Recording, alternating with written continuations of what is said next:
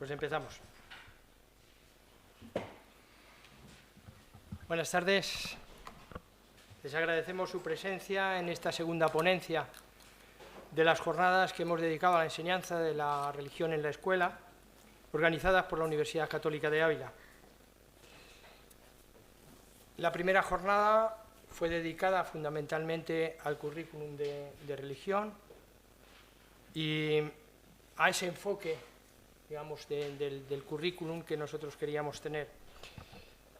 Doy las gracias a don Antonio Roura, que nos acompaña de nuevo en estas jornadas, especialmente por la respuesta a nuestra llamada y hacer un hueco en su, digamos, tremenda agenda, porque yo no sé cómo denominarla, y agradecérselo, agradecer esta segunda jornada también.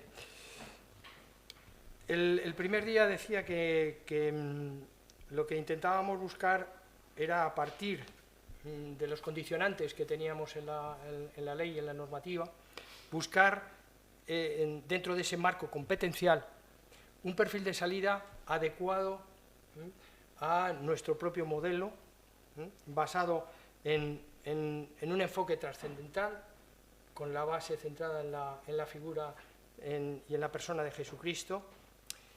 Y hoy nos vamos a dedicar ya a algo más técnico, quizá, ¿no? Que es cómo insertar ese enfoque dentro del propio diseño curricular, en concreto en esas situaciones de aprendizaje, que en definitiva van a ser lo que los profesores van a utilizar para poder poner en marcha ese enfoque y para desarrollar el enfoque que nosotros hemos visto el otro día.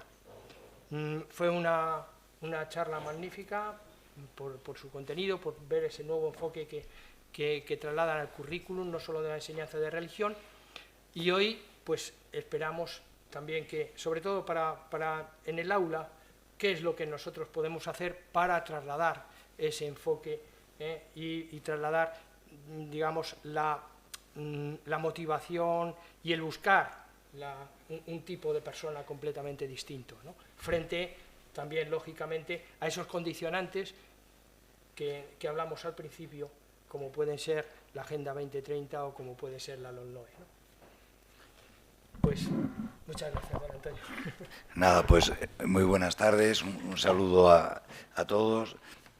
El otro día me fui con un eco muy positivo del rato, creo que fue, bueno, para mí una experiencia estupenda estar en esta universidad, comodísimo, y bueno, un placer, ¿no? Y a ver si hoy la sesión sirve para profundizar un poco más, y es verdad, aterrizar lo que el otro día vimos como un marco así más conceptual, acercarlo ahora. A mí me cuesta mucho renunciar a veces, incluso cuando presentamos cosas concretas, a ver en qué sentido para la visión católica de la educación son una oportunidad. Creo que la educación católica, lo hemos dicho muchas veces, ha estado estos últimos años muy preocupada de las didácticas, de a ver qué cosas hacemos, pero hemos estado poco pendientes de las pedagogías.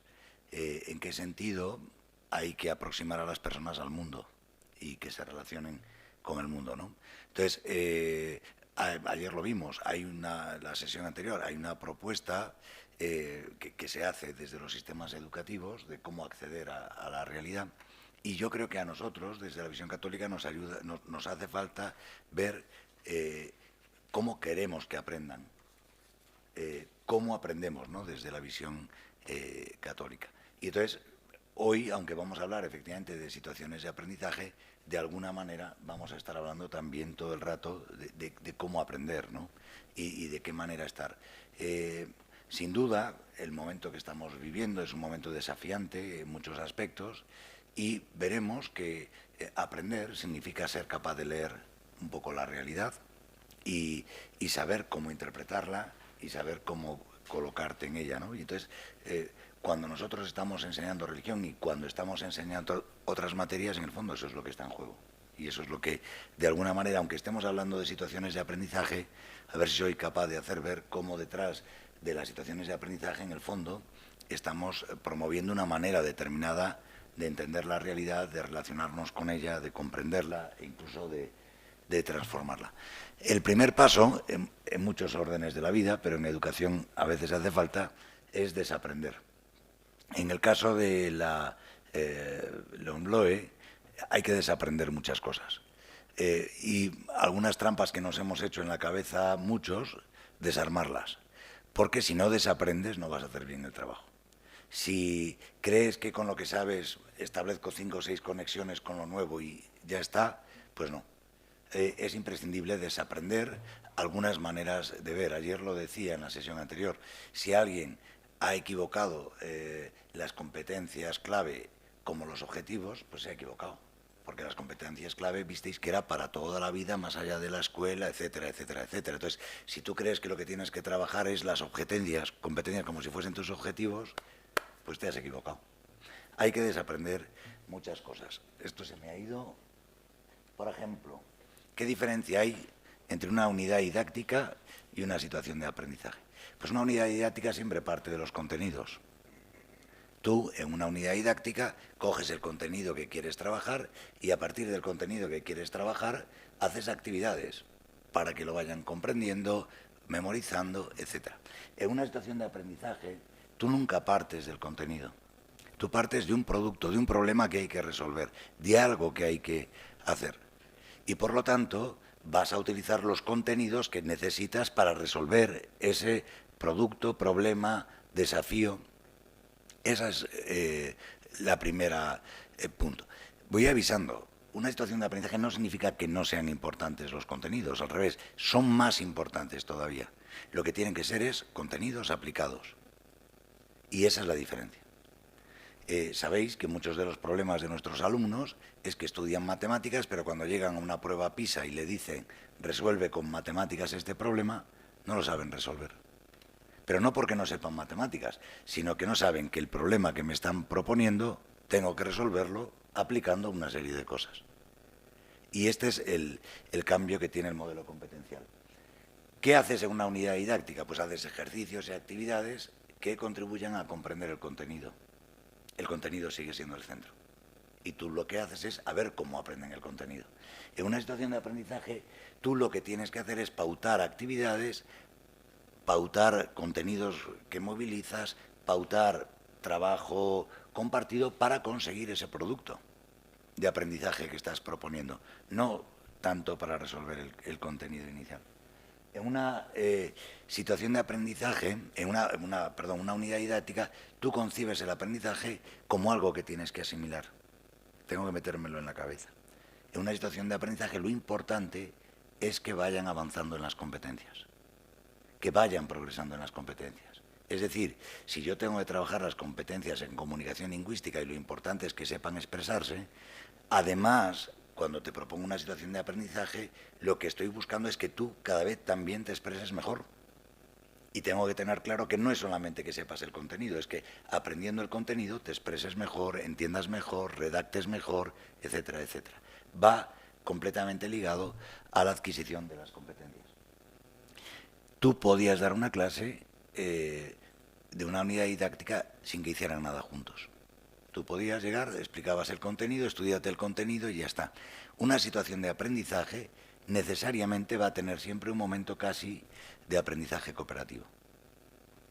Y vas a necesitar movilizar muchas cosas. Yo voy a contar a la vez algunas propuestas de situaciones de aprendizaje que he oído de profesores, que se me han ocurrido a mí, que hemos ido... Fijaos, por ejemplo, llega el día de difuntos y tú tienes que expresar la visión cristiana de la muerte. Tú puedes dar una clase teórica de cuál es la visión cristiana de la muerte. O puedes llegar a una clase y decir, oye, mirad, desde la diócesis nos han pedido que redactemos un protocolo de cómo se acompaña a una persona que ha perdido a un ser querido. ¿Y qué le diríamos desde la visión cristiana a una persona que ha perdido a un ser querido? Empiezas a trabajar ese contenido, pero para que vean que es que eso va a pasar en la vida real, que es un problema aplicable. Y además en un momento determinado puedes decir, no solamente eso, sino que en la clase va a haber personas que sean de otras religiones. ¿Cómo se acompaña a personas que sean de otras religiones? O cómo se acompaña a personas que no tengan... tú le estás proponiendo un contenido, pero no un contenido para que ellos vayan aumentando en el conocimiento, sino para que sepan que esos contenidos son relevantes a la hora incluso de convivir, de relacionarse, de aplicar, de entender al otro, etcétera, etcétera, etcétera. Eso es muchas de las maneras de abordar situaciones de aprendizaje que van trabajando el contenido aplicado, buscando el desarrollo competencial y además vas a poder hacerlo de una manera abierta. Una unidad didáctica es una temporalización cerrada. Tú sabes lo que quieres hacer. Hoy explico esto, mañana lo aplican en este contexto y al día siguiente ya está. Una situación de aprendizaje suele tener una temporalización abierta. Es decir, no es fácil cerrarlo porque vas a tener que... Después de esto hablaré un rato.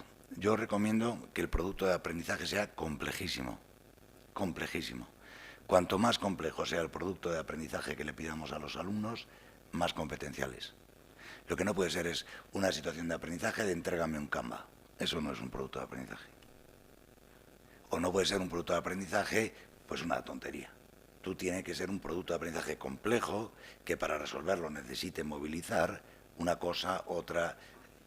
Esto para mí es muy importante. Después hablaremos de eso también. Una unidad didáctica no tiene en cuenta las emociones. Una situación de aprendizaje tiene en cuenta las emociones.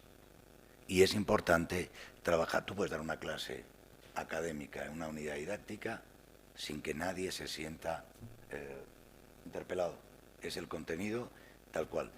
Para nosotros, una situación de aprendizaje también es una manera de abordar lo emocional en relación al propio trabajo, en relación a los demás, en relación al esfuerzo, en relación a una serie de cosas. Tú puedes hacer una unidad didáctica sin que piensen. Estúdiate esto y apréndete bien este contenido. No vas a poder hacer una situación de aprendizaje sin cultura del pensamiento. ¿Qué tengo que saber hacer aquí? ¿Qué tengo que aprender? ¿Cómo tengo que hacerlo? Etcétera. En una unidad didáctica las tareas están cerradas. En una situación de aprendizaje las tareas pueden estar abiertas, en la medida en que vas a tener que hacer una búsqueda aquí, vas a tener que hacer algo. Es una pedagogía diferente. Una unidad didáctica es fácilmente evaluable con una prueba. Una situación de aprendizaje tienes que ir buscando evidencias que te ayuden a tener información de las competencias clave. Una situación de aprendizaje no la resuelves poniendo una nota. Tú la situación de aprendizaje lo que tienes que sacar son evidencias de cómo, habiendo hecho esto, ha progresado en las competencias. No vale poner un 6 en la situación de... ¿Qué significa un 6 en una situación de aprendizaje?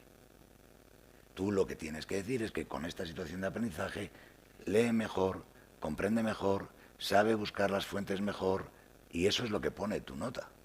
Por eso tú, en una situación de aprendizaje, tienes que dar información de qué descriptores de las competencias clave está adquiriendo. Porque si no, no vale para nada. Estoy harto de ver situaciones de aprendizaje donde la gente pone, al trabajar esta situación de aprendizaje, trabajamos, y te pone 20 descriptores. Pero, ¿dónde los estás trabajando? Cuando tú dices que estás trabajando el CCL1, aquí ¿dónde está el CCL1? ¿Y dónde sacas tú evidencias de que estás consiguiendo el CCL1? Si no, es tirar los descriptores en el papel que lo aguanta todo. Porque una cosa, como veremos después, es que formalmente una competencia específica trabaje estos descriptores y otra cosa es que en esta situación de aprendizaje concreta que te he propuesto, donde trabajo esta competencia, esté trabajando esos descriptores, que a lo mejor no. Si no hay nada digital, por mucho que esa competencia pueda afectar en lo digital, si en la actividad que te estoy poniendo no hay nada digital, yo no voy a tener evidencias para decir este alumno ha progresado en la competencia digital. Y esto es un error clamoroso en muchísimas situaciones de aprendizaje. Se ponen más descriptores de los que realmente estás teniendo evidencias. Y eso, pues, es falsear un poco el asunto. ¿Qué es lo importante aquí? Bueno, pues que para evaluar eso ya no vale solamente con un examen oral o escrito. Las evidencias las vas a sacar de muchas cosas. De si investiga bien o no investiga bien, si se relaciona bien o no se relaciona bien, porque son lo que te piden los descriptores de las competencias clave.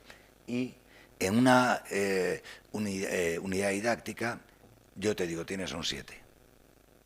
y ya está. En una situación de aprendizaje, el alumno va a tener que saber decir qué ha aprendido, cómo lo ha aprendido y para qué lo ha aprendido. Vas a poder decir, me han puesto en contacto con la visión cristiana de la muerte, sé que la visión de la cristiana de la muerte no tiene la última palabra porque no sé qué, no sé cuánto, y lo he aprendido así. Esa es la diferencia.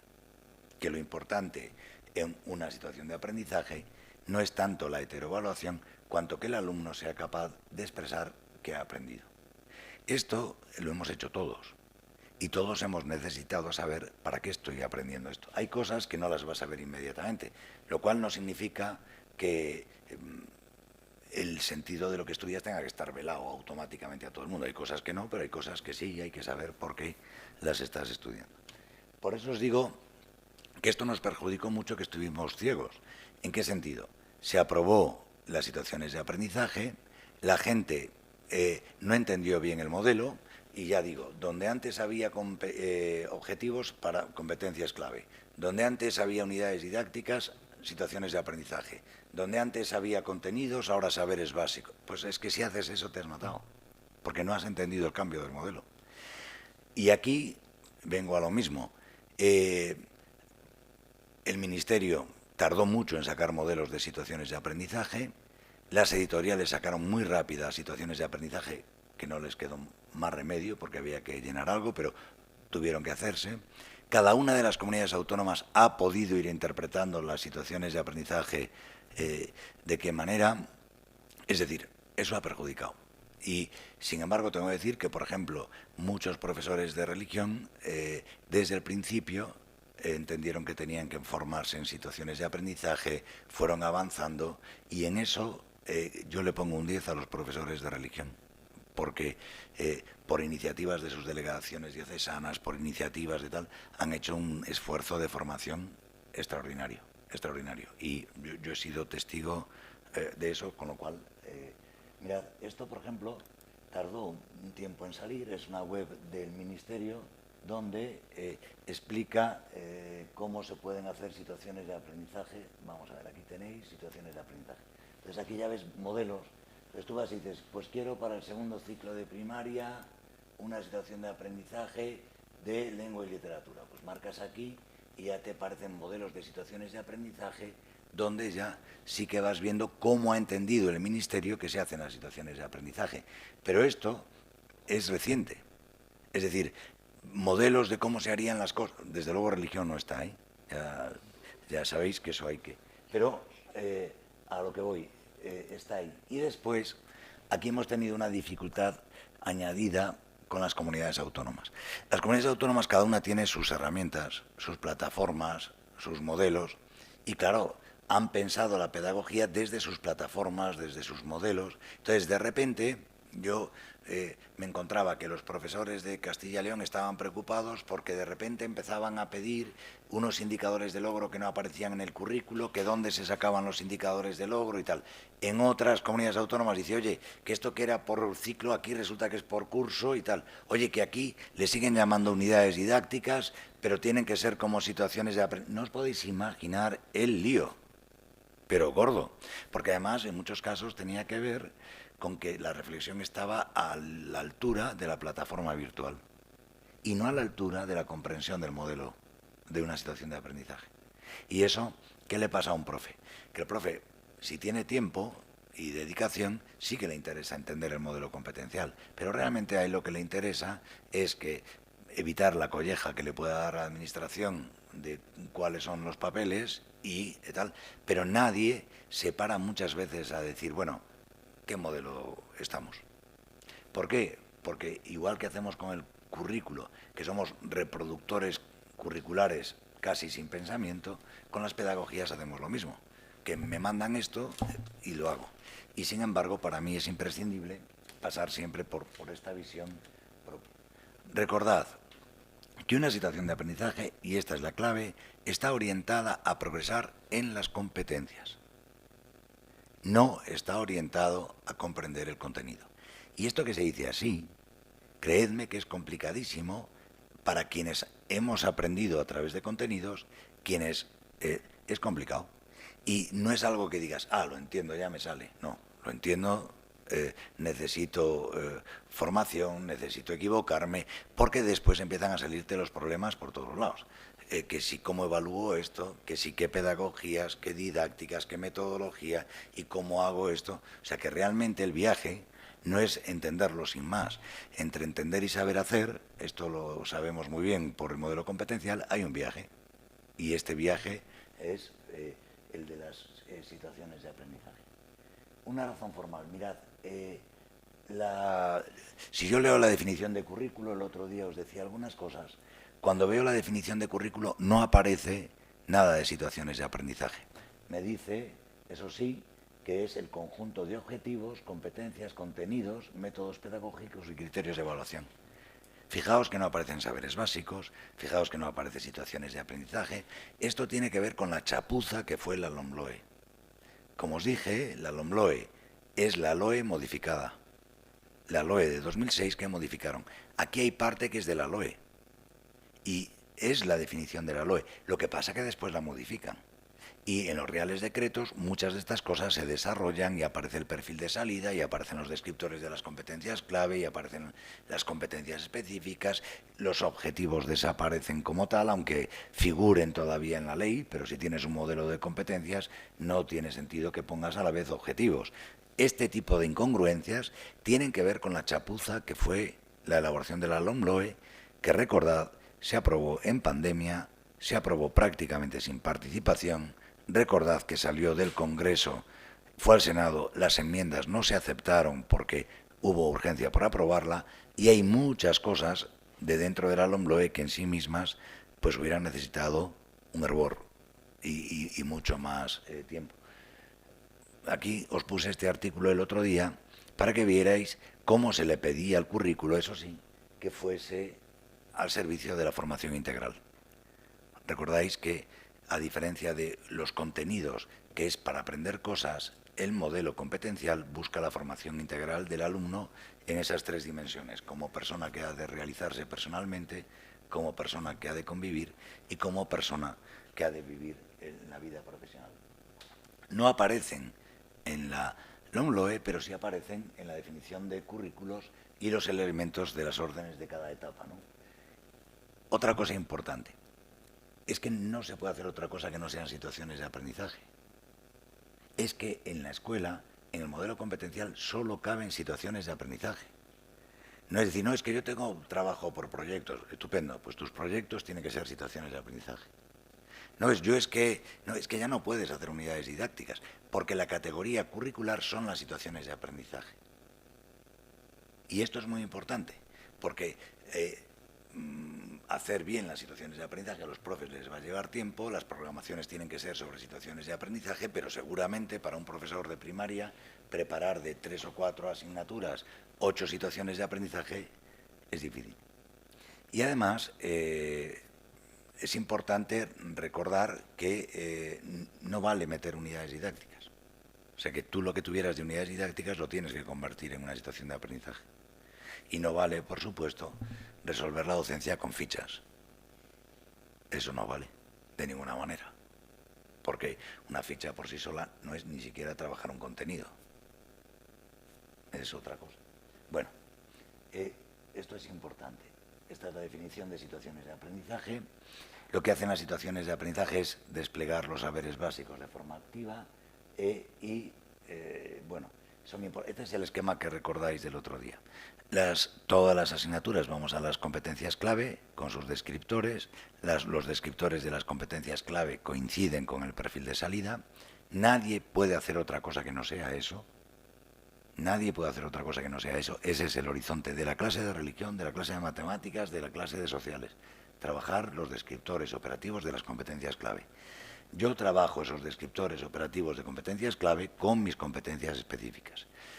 Como mis competencias específicas son de etapa, yo solo las puedo trabajar consiguiendo los criterios de evaluación, que los criterios de evaluación es lo que me marca el nivel de la competencia para ese curso.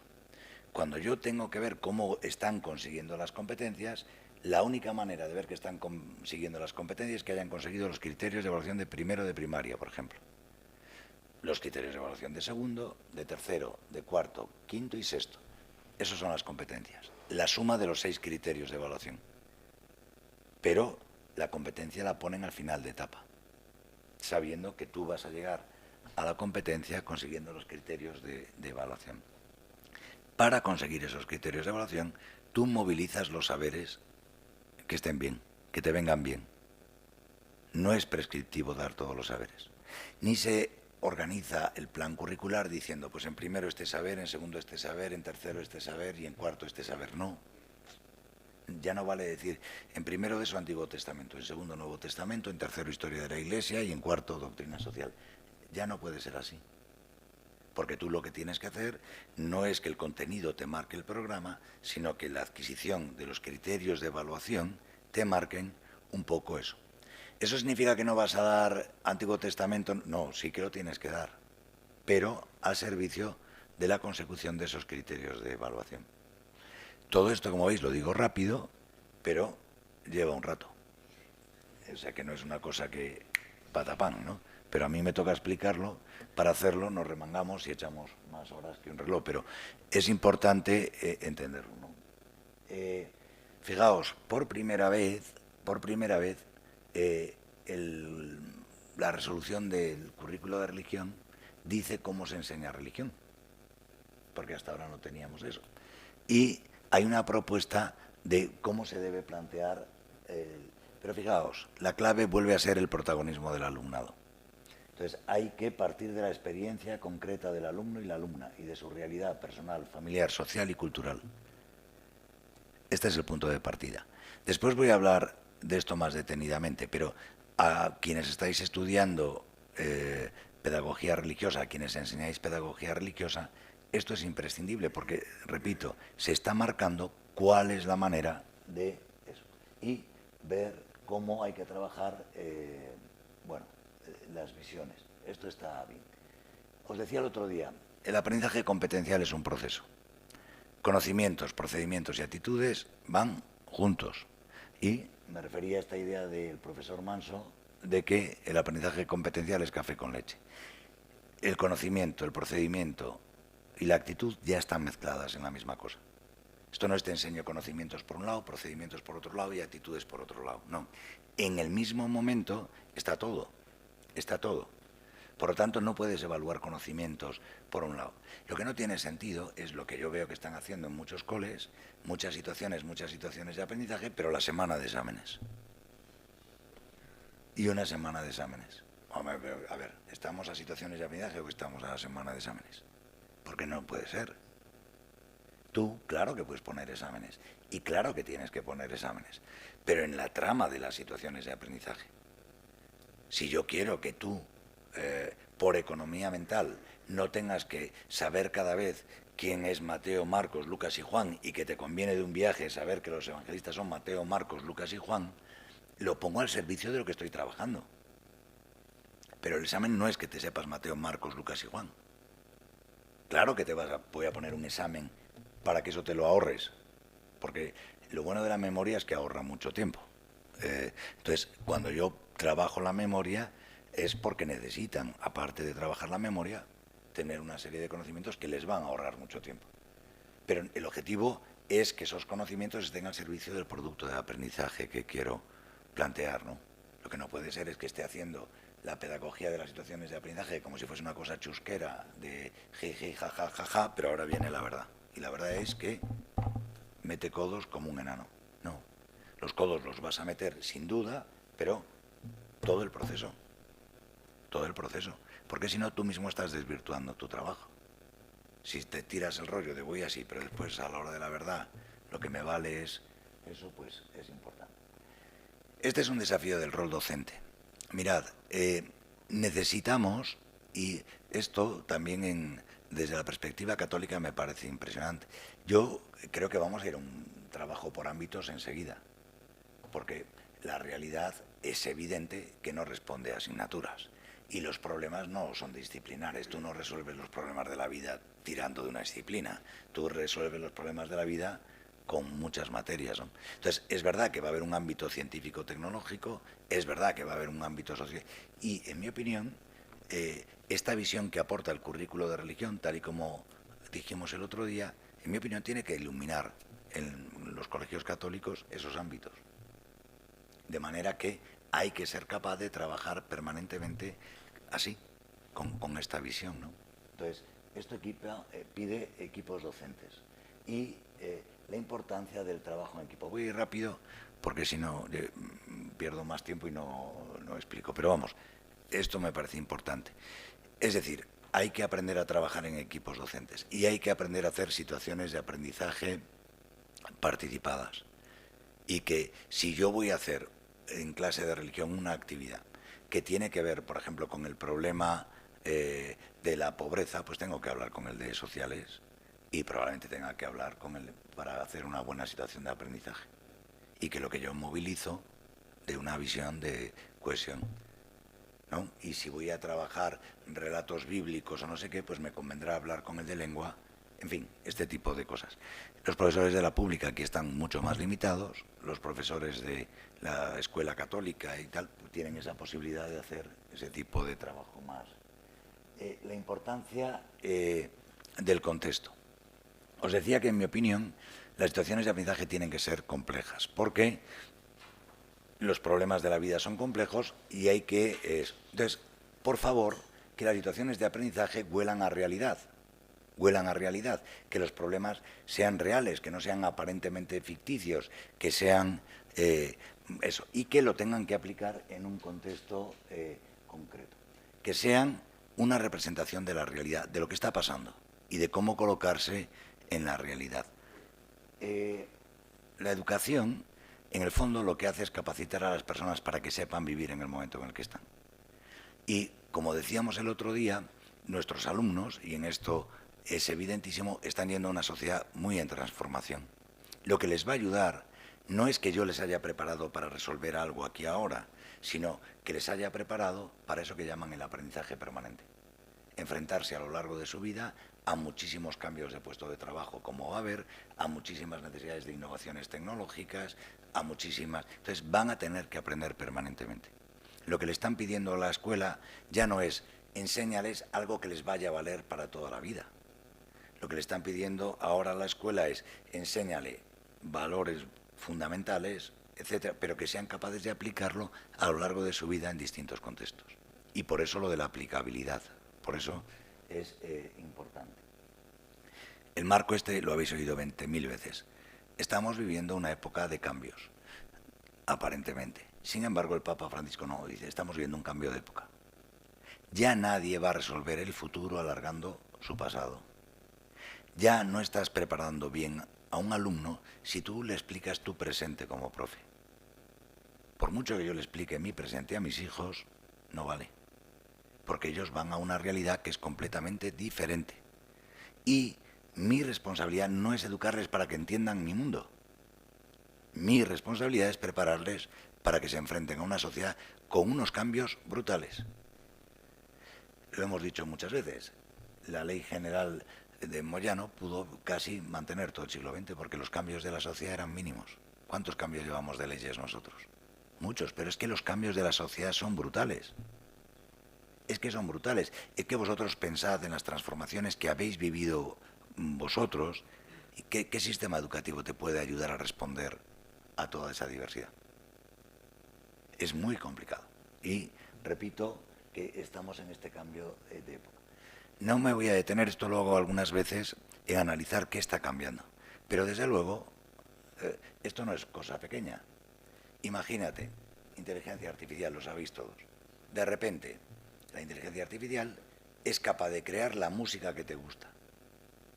Y a ti te va a crear la música que te gusta a ti. Pero te la va a crear él, no es un señor que va a hacer música para ti. Es que ya puede hacer la inteligencia artificial un guión de una película. Y tú vas a poder decirle, hazme el guión de una película donde se trate de esto, pase esto y no sé qué.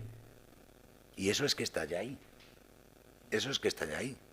La realidad hacia la que van ellos tiene unos desafíos tecnológicos brutales. Y no voy a entrar ahora, pero esta perspectiva no la podéis olvidar. No se trata de ser fiel al alumno siendo fiel al contenido. Se trata de ser fiel al alumno sabiendo qué contenidos le van a ayudar a interpretar y a situarse desde la antropología cristiana en un momento de cambio tan radical como este. Desde luego, sin pensamiento crítico no. Y es imprescindible que en nuestras situaciones de aprendizaje el pensamiento crítico esté en todas, porque si no, en fin, a lo que voy. Esta parte no quiero entrar ahora porque me parece muy apetecible. Sabéis que hubo el Congreso de la Iglesia en la Educación donde se estuvo trabajando esto. Pongo este niño con pan porque siempre cuento que la mejor situación de aprendizaje es cuando mandas por primera vez a tu hijo a por pan. Tú vas y dices a tu hijo, mira, te doy 10 euros, vas a por pan. Vas a ir tú solo. Ojo, que vas tú solo, que es la primera vez. Pan, 10 euros. Compra también huevos. Y si vas a comprar huevos no es lo mismo que traer el pan. A ver cómo traes eso. Trae el chocolate ese que dicen que no engorda, pero no es verdad. Porque si, tal, vete. Vas a ir tú solo, cruza. Y atente a cruzar. Pero lo vas a hacer bien, pues yo soy tu padre, sé que lo vas a hacer bien, estoy aquí. Bueno, tú le estás dando conocimientos, procedimientos, actitudes, un producto de aprendizaje. Pero en el fondo tú lo que estás es sabiendo que ese paso es imprescindible para que él sea capaz de progresar por sí solo en algunas cosas, en autonomía personal, en confianza en sí mismo, pero no porque quieres que vaya a comprar el pan hoy, sino porque si dentro de 10 años va a tener que ir a estudiar a Roma, a Australia, a no sé dónde, quiero que él sea capaz de enfrentarse a las situaciones con el conocimiento de lo que tengo que saber, cómo tengo que saberlo, etc. ¿Qué hacemos en clase de religión? Pues vamos a mandar por primera vez a comprar el pan de algunos asuntos tan importantes como la muerte, el amor, la sexualidad, las relaciones con los otros, el cuidado de la interioridad, un montón de cosas. Porque solo en nuestras clases van a ir a por el pan de estos asuntos por primera vez. Entonces, cuando tú estás haciendo situaciones de aprendizaje, lo que le estás animando es, mira, en la vida hay asuntos a los que vas a ir. Por ejemplo, al fracaso. ¿Cómo se va al fracaso desde la visión cristiana? Porque van a fracasar, porque les van a salir mal las relaciones amorosas, porque le van a echar de un trabajo, porque puede... ¿Cómo se aprende a fracasar en la visión cristiana? Ese tipo de cosas es ir a mandar a por el pan de algunos asuntos. Y estas son las situaciones de aprendizaje. Sin ir a la realidad y después venir a darte la lección, es anticiparte a qué situaciones vas a ir y qué herramientas puedes necesitar intelectuales, procedimentales y actitudinales para resolverlas. Estas son las situaciones de aprendizaje. Ir a mandar eso, a comprar el pan de algunos asuntos por primera vez. Y en situaciones que valgan a lo largo de toda la vida. No situaciones solamente escolares, sino situaciones que puedan tener un recorrido posterior. ¿Cómo voy de tiempo? Bien. Mirad, me voy a detener un poco en por qué para mí las situaciones de aprendizaje es una pedagogía que nos conviene más que los contenidos. Igual que os dije el martes que el modelo competencial a mí me gusta más porque me da libertad, no es el Estado el que me obliga a lo que tengo que enseñar en cada momento. Yo tengo la libertad de, sabiendo lo que hay que buscar, proponer mi propuesta, valga la redundancia. Las situaciones de aprendizaje me gustan porque es una pedagogía, en mi opinión, que nos conviene. Voy a basarme también aquí en un libro de un jesuita, Johnny Go, que ha hecho toda una reflexión de cómo debe ser la pedagogía cristiana, católica, ignaciana para el siglo XXI. Y ahí de aquí he sacado muchas de las reflexiones y he de citar siempre las fuentes. Sabéis que hay 3 maneras de aprender. Decía Francis Bacon, hablando de 3 maneras de concebir el mundo, pues hay 3. Una, la de la araña. La araña se saca el contenido de su cabeza. Son esos alumnos que te dicen, profe, que entra en el examen. Esto. Se lo memorizan, aquí lo tienen, y sacan el contenido como una tela de araña que dura lo que dura el examen. Una vez que se ha acabado el examen, el conocimiento en Platón. Ya está, pues pongo aquí el conocimiento en Platón, se acabó. No hay más. Hay Francis Bacon decía que eso eran los racionalistas, que sacaban la verdad de su cabeza sin mirar al mundo. Bueno, esta es la manera de mucha gente de memorizar y no sé qué. Otra manera de aprender es la de la hormiga. La hormiga es muy obediente. Tú le pones todas las actividades, las hace, carga con el contenido, lo lleva de un lado a otro, hazme esta ficha, hazme estos deberes. ¿Pero qué ha aprendido? No lo sabe. No lo sabe. Carga el contenido, lo lleva, pero es que el contenido no pasa. No pasa por ellos. Francis Bacon decía que hay una forma de aprender más interesante, que es la de la abeja. La abeja entra en contacto con el polen y elabora productos que no estaban. Hace miel, hace jalea real, va fecundando otras flores. ¿Qué es cuando alguien sabe? Alguien sabe cuando con lo que ha aprendido es capaz de aplicarlo, transferirlo, etcétera, etcétera, etcétera. Tener arañas por un tubo está bien, porque hace falta gente que tenga conocimientos. Tener hormigas por un tubo está bien, pero en la visión cristiana, en el que el mandato de crear, en el mejor sentido de participar en la creación, es importantísimo también. La creatividad para la visión cristiana es esencial, porque no es solo procrear, es participar en ese sentido, creando, ¿no? Y renovando la visión de algunas cosas. Necesitamos una pedagogía que ayude a renovar, etcétera, etcétera. Bueno, esta es la abeja que os decía. Hay, para la educación, realmente no es transmitir contenidos, es establecer una relación entre el mundo, el alumno y el profesor.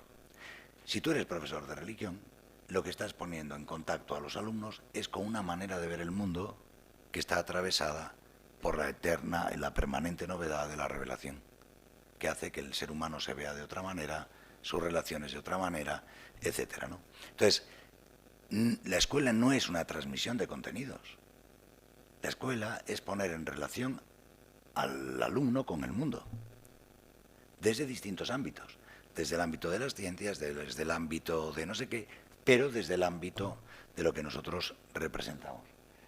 Hay cosas que ayudan. Esto Johnny Go lo explica rápido, yo os lo enseño nada más, pero es verdad que cuando el profesor transmite esa sensación de que a él le encanta esa manera de ver el mundo y que esa manera de ver el mundo ha configurado mucho su mundo también. ¿Y cómo es? Pues eso genera una disposición distinta al aprendizaje. Cuando el alumno ve que comprendiendo el mundo tal y como me lo han dicho, amo más la vida, la conozco mejor, pues se engancha mucho mejor. Hay una serie de relaciones que hacen que esta transmisión, que supone esta relación con el mundo, se potencie de una manera directa, ¿no? Hay, por lo tanto, que pasar en el modelo de situaciones de aprendizaje del qué voy a enseñar y cómo lo enseñaré a la pregunta por qué deben aprender los estudiantes y cómo pueden aprenderlo del mejor modo posible. Ya no es qué preparo yo y a ver cómo se lo explico, sino qué tienen que aprender ellos y cómo lo pueden aprender del mejor modo posible. Esa es para mí la novedad de este modelo competencial de la clase de religión. No educamos a los alumnos para que se comporten como espectadores. La vida no vienes a ser espectador de la vida. Y muchas veces nosotros educamos para que sean espectadores. Yo recuerdo el impacto que tuvo la televisión para nosotros y cómo nos decían, oye, en la tele vais a estar, y es verdad, la mitad de los de mi generación nos quedamos idiotizados viendo la tele como si fuese una chimenea eterna que da calor. Ellos, esta generación, ya no son tan espectadores. Su modo de relacionarse con la imagen es más interactiva, más de relación. De hecho, les aburre la tele, porque es de una pasividad para ellos insoportable. A nosotros, a nuestra generación, esa pasividad, bueno, si hay que estar 3 horas así, pues está, que no pasa nada, ¿no? O sea que eso lo aprendimos muy bien. Pero esto es a lo que voy, no son espectadores. No hay aprendizaje, esto lo sabéis mejor que yo, si el aprendizaje está puesto, centrado en el profesor, ceñido al libro, entendido como conjunto de contenidos que hay que saber. El libro es importante, que os voy a decir, viendo lo que han publicado ahora mismo, por ejemplo, gente que dice que hay que recuperar el libro, y es verdad, ayuda mucho el libro de texto, o si está orientado al examen. Prepararles para este mundo en transformación significa que el aprendizaje tiene que estar centrado en el alumno, y estas son las dos claves para mí de la pedagogía de la enseñanza de la religión. Tiene que estar guiado por la reflexión y tiene que estar orientado a la acción. Si nuestro aprendizaje no está guiado por la reflexión, no hay aprendizaje. Si lo que enseñamos, como la abeja, no es aplicable, no hay aprendizaje. Y esto, que se dice así de nuevo rápido, significa un cambio fuerte. Creo que nuestra responsabilidad está pasar a este modelo. El alumno es el que está a cargo del aprendizaje y tiene como varias tareas. Primero, experimentar. Esto lo hemos visto todos. Cuando te relacionas con algo, cuando experimentas, es importantísimo. Os decía, alguna situación de aprendizaje, pues en vez de explicar la doctrina social de la Iglesia de manera memorística, pues tú haces el mapa de la caridad. ¿Dónde está la Iglesia presente en Ávila? Con una presencia de caridad. Y vamos a ver dónde está, y vamos a conocer a los que trabajan allí, y vamos a ver por qué trabajan allí, y vamos a ver qué problemas tienen, y vamos a ver qué se le dice y cómo se les acoge. Eso a veces es más eficaz que saberte de memoria Rerum Novarum, Solicitudo Rei Socialis, no sé qué, no sé cuánto. Lo que tienes que ver es también eso, pero en el contexto. En el contexto. No estoy diciendo que no haya que saberse las doctrinas, las encíclicas, claro. Pero tienes que ver que esto no es un ejercicio retórico de bla, bla, bla, sino que es otra cosa. Reflexionar.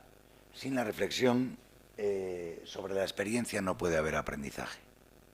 La hormiga no aprende cargando las cosas. Si no hay reflexión, no hay aprendizaje. Y repito, una cosa es tener a los chicos haciendo cosas, pero sin más, eso no genera aprendizaje. Y, por otro lado, hay que ser capaz de actuar. Es imprescindible. La aplicación de lo que aprendimos no puede ser opcional. No puede ser opcional. Porque es lo que les pasa después, repito, a nuestros alumnos, que de repente les ponen un examen puramente competencial y no saben aplicarlo. Porque hay que saber aplicarlo.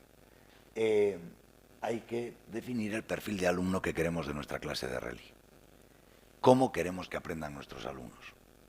¿Queremos que hagan cosas sin más o queremos que nuestras clases sean un pretexto para que reflexionen, sea un pretexto para que además de reflexionar vean cómo se puede aplicar lo reflexionado a una realidad compleja y dinámica, ¿no?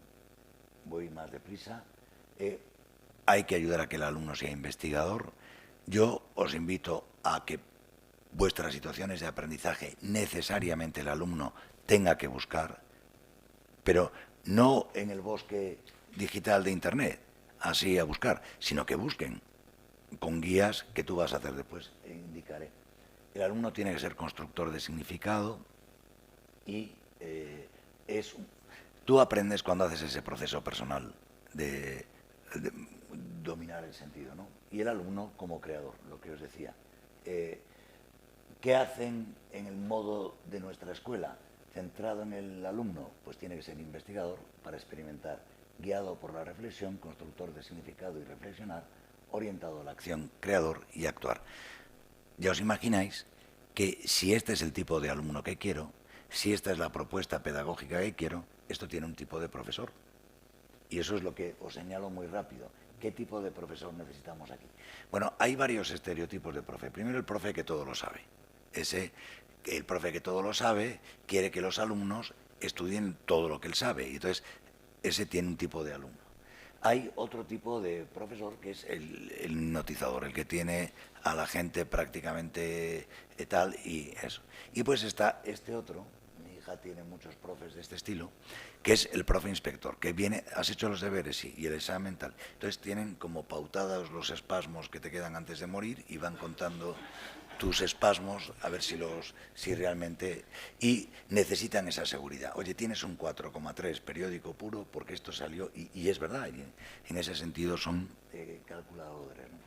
De un alumno, de un profesor experto, necesita un alumno esponja, que aprenda todo de él. Un alumno espectador será el que es un profesor artista. Y un alumno preocupado en el producto es el que tiene un profesor, en ese sentido, inspector, ¿no? Hay que cambiar la imagen del profesor y hay que pasar a un profesor que sea diseñador de experiencias. Un profesor que sea capaz de facilitar esas experiencias que producen el aprendizaje. Necesitamos un profesor que sea mediador para ayudar a que los alumnos sean capaces de reflexionar a partir de esas experiencias. Y necesitamos un profesor que sea entrenador. Esto a mí del baloncesto me gusta mucho porque cuando ves que viene el entrenador, saca una pizarra y empieza a hacer virguerías, parece increíble que eso acabe pasando en el campo, porque dice, no, esto no puede ser, aquí no se han enterado. Pero es verdad, o sea, en el fondo tú lo que haces en clase es como entrenarles para la aplicación en contextos de vida real, ¿no? Este es el perfil de profesor que necesitamos. Y si volvemos a lo mismo, soy capaz de diseñar experiencias, tengo un alumno indagador, mediador de la reflexión, constructor, etc. Bueno, el aprendizaje, si no tiene comprensión, no se produce, en fin. Y por último, lo que os decía de la acción. Es importantísimo llevar a la práctica. Insisto, que vuestras situaciones de aprendizaje sean complejas, y cuanto más complejas, mejor. He ido muy deprisa en esto, me he dejado muchas reflexiones sobre esta parte, porque yo veo, y vuelvo a insistir en lo mismo, si no tienes claro que tú estás estableciendo una relación con el mundo y ayudando al alumno a que tenga una relación con el mundo, si no tienes claro cómo quieres que se sitúe en el mundo, reflexionando, transformando, pues entonces te falta lo importante. Y muchas veces hemos entendido que ser profe es saber de didácticas. Y para mí ser profe es saber de esta pedagogía más potente, ¿no? De ayudar a pensarlo. En ese sentido, es verdad que en la historia de la Iglesia y en nuestras familias siempre hemos tenido a alguien que ha sido capaz de ayudarnos a aprender.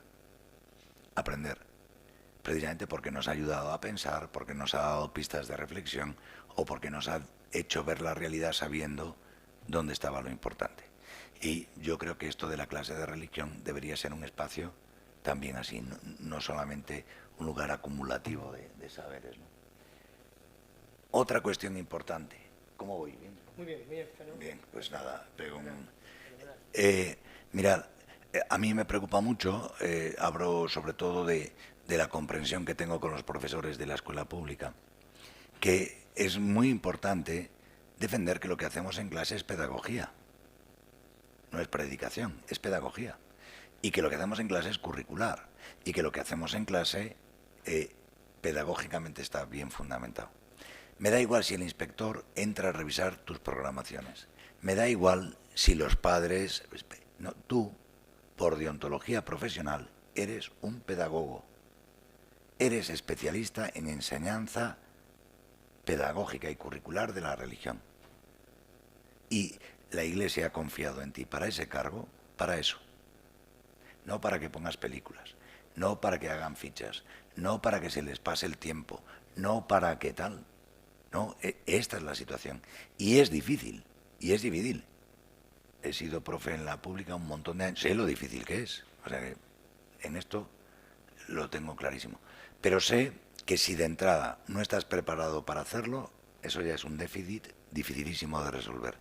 Y segundo, que si no sabes cómo hacerlo, necesitamos acompañarnos para hacer esto bien. No puede ser que el profesor de religión sienta esa soledad del juez de línea estando ahí superado por todas las cosas, ¿no? Es importante entender y que por lo tanto esto esté pedagógicamente bien fundamentado. Ya sabéis que si yo hago ejercicios que sirvan para recordar, solo estoy movilizando procesos cognitivos de orden inferior. Recordar no es aprender. Memorizar no es aprender. Memorizar está al servicio de los procesos cognitivos de orden superior, pero estamos solo en el orden inferior. Aplicar o comprender no es aprender. Si yo te digo, apréndete esto y aplícalo en estas frases, eso no es aprender. Y sigo movilizando procesos cognitivos de orden inferior. ¿Cuándo sabe alguien? ¿Cuándo sabe alguien? ¿Cuándo sabes que alguien te puede ayudar? Pues cuando es capaz de resolver, saber qué está pasando, crear algo nuevo, ese es el que sabe. Los demás no saben. Y si tú quieres que alguien sepa, tiene que movilizar los procesos cognitivos de orden superior. Tiene que ser capaz de crear, tiene que ser capaz de evaluar algo para decir, tú, si tienes que escribir un texto de teología y de teología vas justo, vas a alguien que sepa de teología para que te corrija. Ese es el que sabe, el que puede acabar corrigiendo cosas, el que puede saber qué habría que cambiar. Nosotros, si solo conseguimos que nuestros alumnos recuerden, estamos en el nivel inferior. Solo vamos a conseguir que nuestros alumnos... Y esto es lo que hacemos en todos los niveles de la vida. El primer día que vengo yo aquí, me interesa recordar cómo se llega a esta sala. Cuando lleve 5 años, si yo fuese profesor de aquí, si solo sé cómo se llega a esta sala, estoy mal. Yo tendría que ser capaz de dar bien mis clases, criticar mis clases, cambiar el programa. Eso es lo que hace que yo me haga responsable. El primer día, con saber llegar, llega. Eso es recordar. Pero si quiero movilizar procesos cognitivos de orden superior, tengo que hacer otras cosas. Esto ya sabéis que en pedagogía se trabaja mucho y a la hora de entenderlo es clave. En religión, 3 cosas. Me vale para cualquier materia. Cada objeto se aprende de manera distinta. No se aprende lo mismo al interpretar un relato bíblico que a hacer una redacción de análisis de un problema social a la luz de la doctrina social de la Iglesia. No. Cada objeto se aprende de una manera distinta. No se puede aprender todo de la misma manera. No se aprende cada cosa de la misma manera. Hay cosas que aprendes de una manera y hay cosas que aprendes de otra manera. Esto como profe se nos tiene que notar. Se nos tiene que notar que depende de lo que enseñemos. Segundo, cada persona aprende de una manera distinta. Hay personas mucho más reflexivas, hay personas mucho más impulsivas. No puedes enseñar todo con una radiografía de una foto perfecta. Y después hay cosas que garantizan el aprendizaje y hay cosas que no. Lo decíamos al principio, hacer fichas no garantiza el aprendizaje. Tú puedes estar haciendo fichas de los 3 años hasta los 16 que no aprendes nada, sí hacer fichas. O a colorear sin salirte del dibujito, pero eso no es aprender. Bueno, esto que os decía, ¿cuál es el objeto de aprendizaje de la clase de religión? Ahí os lo dejo. Ahí os lo dejo. Porque este es un tema interesante, pero no me da tiempo. Los modos de aprender, y aquí es donde tenéis que entender el diseño universal de aprendizaje. El diseño universal de aprendizaje significa que cada persona aprende de una manera distinta, representa de una manera distinta, etcétera, etcétera, etcétera. Esto es de donde viene todo ese principio del DUA. Y ya sabéis, si estos pasos no se dan, ya sea una situación de aprendizaje, ya sea lo que sea, no hay aprendizaje. Si no se cuestiona, no hay aprendizaje. Si no se investiga, colabora, crea, practica y autoevalúa, no hay situación de aprendizaje. Voy a ir más rápido para pasar por estos lados. Las claves de la situación de aprendizaje, ya sabéis, tiene que haber un producto, las tareas tienen que tener sentido de inicio a fin, sabéis que tiene que haber tareas y actividades que hagan pensar, la importancia del trabajo cooperativo, de la educación emocional, etc. Siguiendo el modelo que se nos pida. Cada comunidad autónoma os va a pedir un modelo. Cada comunidad autónoma os va a pedir un modelo, pero tenéis que entender las claves más o menos de una situación de aprendizaje. Voy deprisa y también dejo para preguntas. Primero, tenéis que tener claro qué criterio vas a evaluar, a trabajar. Segundo, partir de las necesidades del alumno. Seleccionar y secuenciar los saberes básicos. Definir el producto de aprendizaje. Seleccionar la metodología que te interesa. definir el modo de pasar por la revelación, magisterio de la Iglesia, etcétera, porque necesariamente en la situación de aprendizaje te tengo que poner en contacto con eso, porque no es lo que a mí se me ocurra, es pasar por las fuentes y no atajar en esos principios del aprendizaje activo y plantear el proceso de evaluación de manera sistémica. Aquí tenéis los datos. Lo primero, relacionar los criterios de evaluación con el producto de aprendizaje. Esto es lo primero que tenéis que hacer. Ya sabéis, cada curso, en el caso de Castilla y León, tenéis 6 criterios de evaluación nada más. Uno para la competencia 1, uno para la competencia 2, uno para la competencia 3, uno para la 4, uno para la 5. Y cada curso tienes 6 criterios de evaluación. ¿Qué es lo normal? Que tú digas, estos 6 criterios de evaluación los voy a repartir en tantas situaciones de aprendizaje. Y entonces, esos 6 criterios de evaluación los vas repartiendo en las situaciones de aprendizaje que vas a hacer durante el curso. Entonces tú dices, pues yo en la primera evaluación voy a hacer 3 situaciones de aprendizaje. Pues tienes que decir qué criterios de evaluación vas a trabajar en esas situaciones de aprendizaje. Lo cierto es que tienes que trabajar los 6 criterios de evaluación a lo largo del curso y también os digo, no es necesario que todos los criterios de evaluación pesen lo mismo. Es decir, si tú estás siendo profesor en un grupo donde está viendo, porque lo sabes, es el momento del proyecto personal de vida o en la hora de tomar decisiones, pues tú dices, la competencia específica 1, que es la que trabaja la visión de la persona, la competencia específica 3, que es la que trabaja cómo transformo la realidad, y la 5, que es la que trabaja la interioridad, este curso van a tener más peso que las otras. Si yo, por ejemplo, estoy en un curso que es final de etapa, pues voy a darle más peso a la competencia específica 6, porque la competencia específica 6 es la que pide que el alumno tenga una síntesis clara del mensaje cristiano.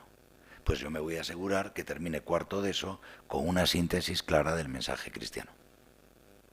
¿Entendéis? Bueno, pues situación de aprendizaje.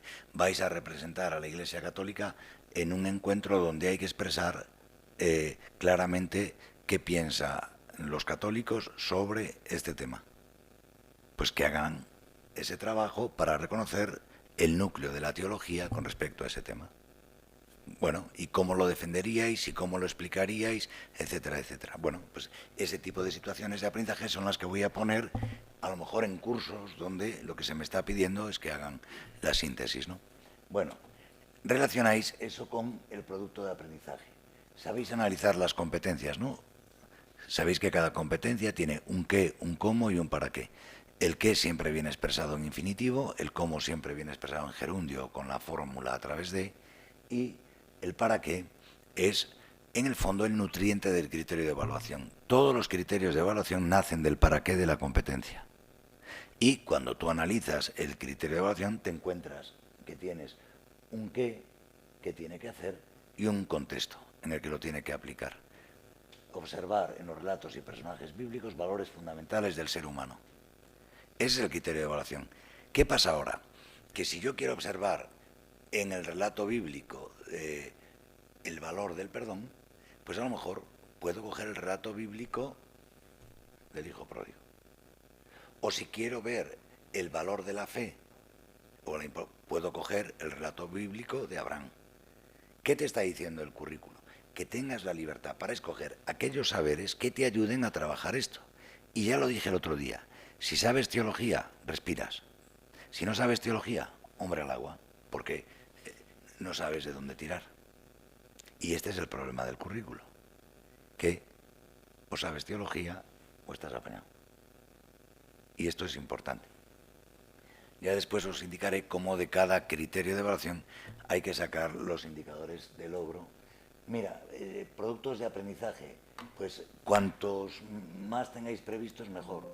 Ahora os voy a enseñar después un archivo con, no sé si está aquí, lo puse vinculado, pero no sé si me lo he cogido. No, bueno, aquí os he puesto un Excel que circula por ahí con más de 120 productos de aprendizaje, o sea que puedes escoger productos de aprendizaje los que quieras, porque hay muchos, ¿no?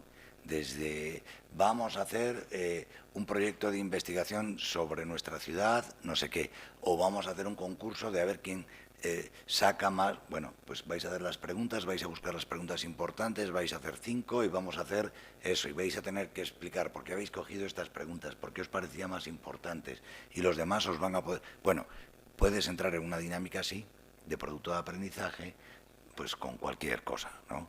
Oye, que van a venir de no sé dónde y nos han pedido que les enseñemos las iglesias más importantes de la ciudad. Vamos a conocer de nuestra ciudad las iglesias más importantes, a prepararlas y no sé qué. Ese tipo de cosas, ¿no? Oye, que va a venir... Bueno, este tipo de situaciones. Una vez que tengo eso, hay 3 tipos de productos de aprendizaje. Algunos de investigación, otros de trabajo o creación, otros más vivenciales.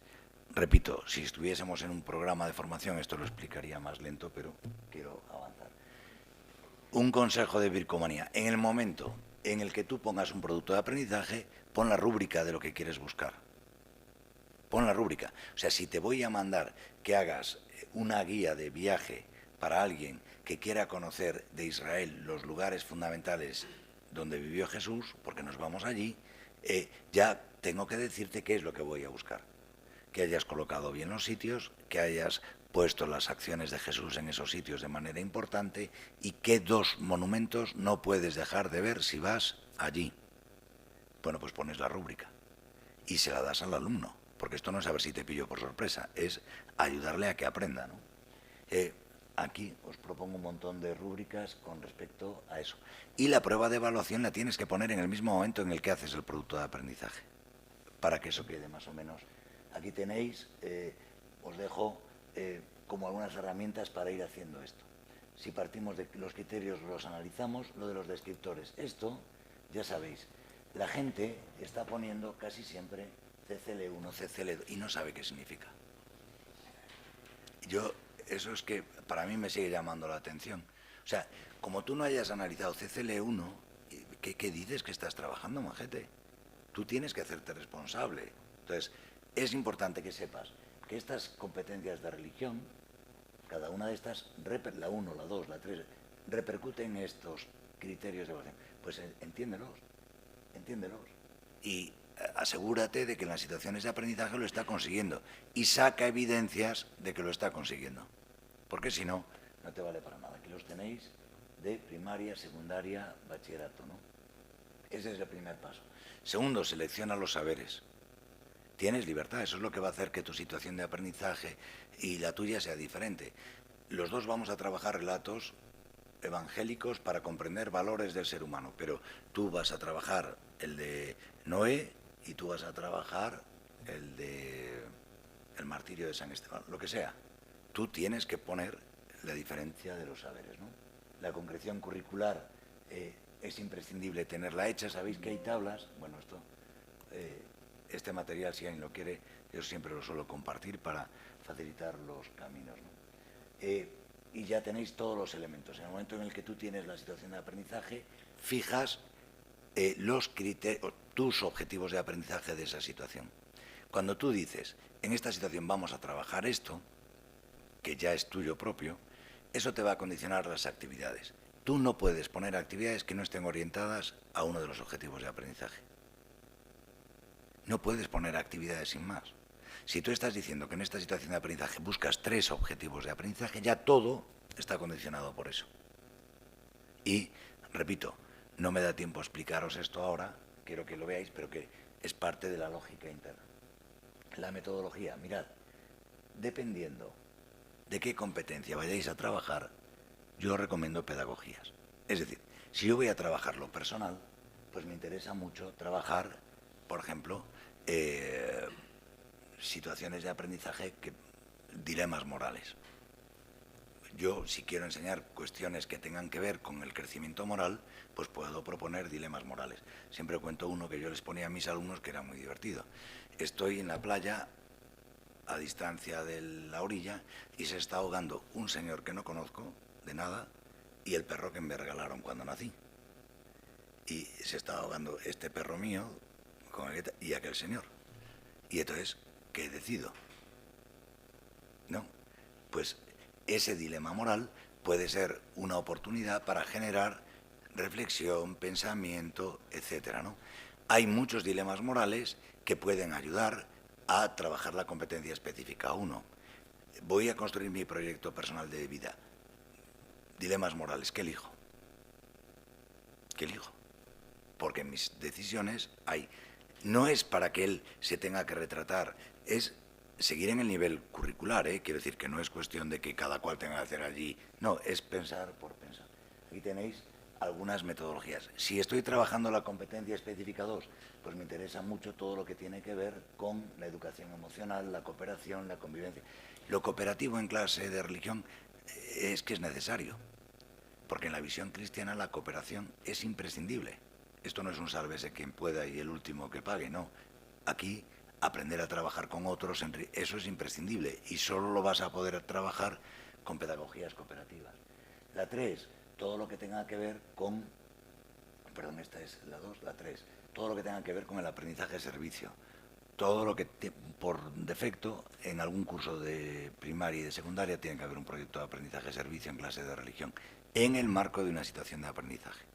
La competencia 4, pues todo lo que tiene que ver con la comprensión de las artes, etcétera, etcétera, ¿no? La 5, todo lo que tiene que ver con el trabajo de la interioridad. Y la 6, todo lo que tiene que ver con la Biblia, el cristianismo, el diálogo del currículo con, etcétera. Esa es la...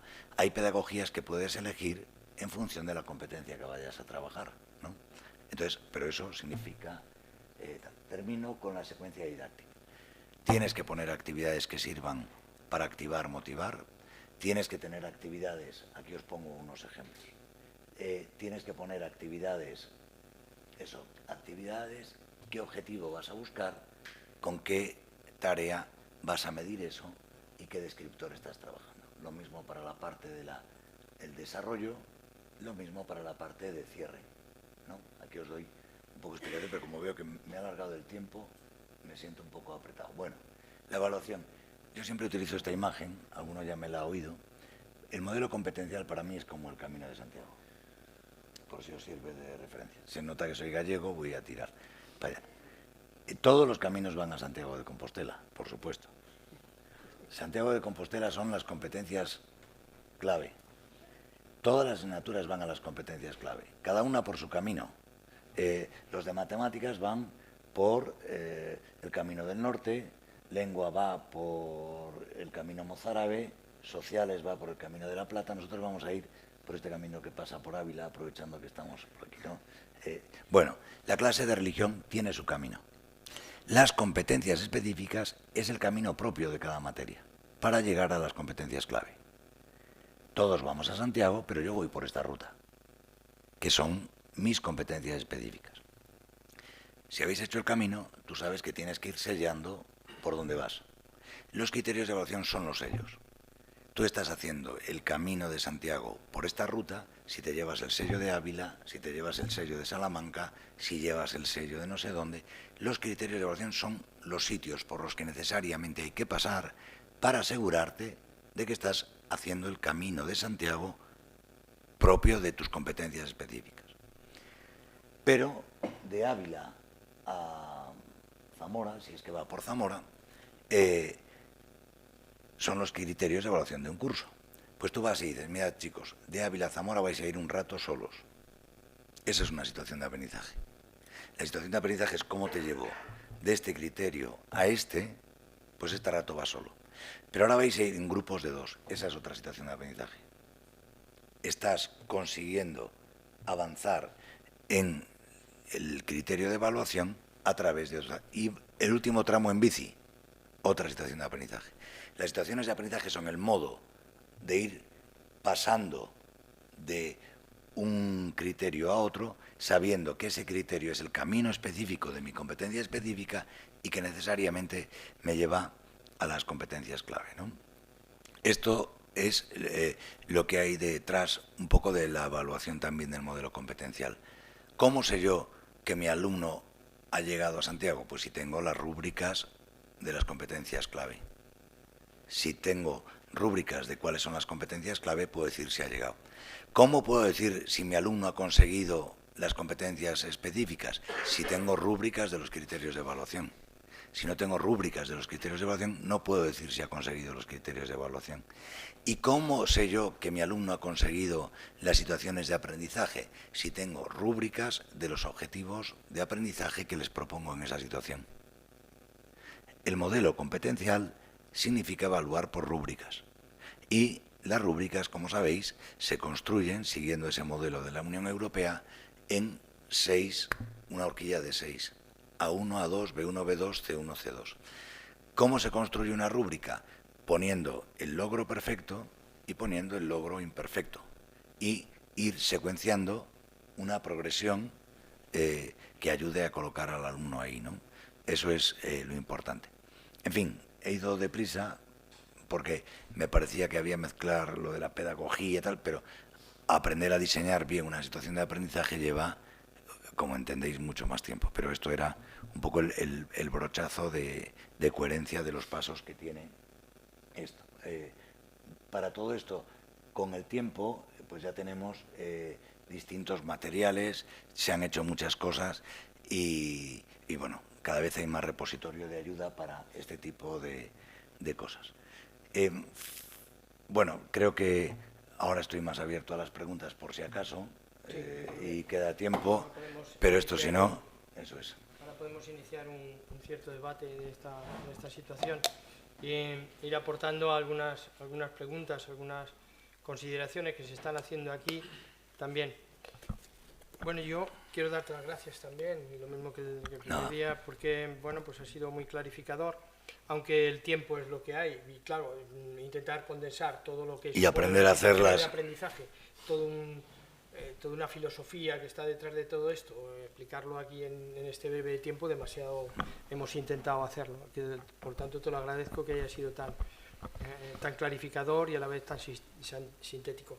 Yo creo que, en definitiva, y lo más importante es ese cambio de enfoque, lo mismo que decíamos el primer día, ¿no? El cambio de enfoque que realmente me preocupa porque creo que no sé si lo estamos haciendo bien. Me refiero a la escuela, me refiero a los centros educativos, quizá porque pagamos las consecuencias de no haberlo hecho, empezar la casa por los cimientos, que es como debíamos de haber hecho, y empezar una ley y un cambio de paradigmas a partir del tejado, ¿no? Entonces eso me parece a mí que eso es un poco el problema. Pero bueno, no está mal la reflexión para intentarlo, como tú decías, antes de desaprender, ¿no? Que sería lo más importante.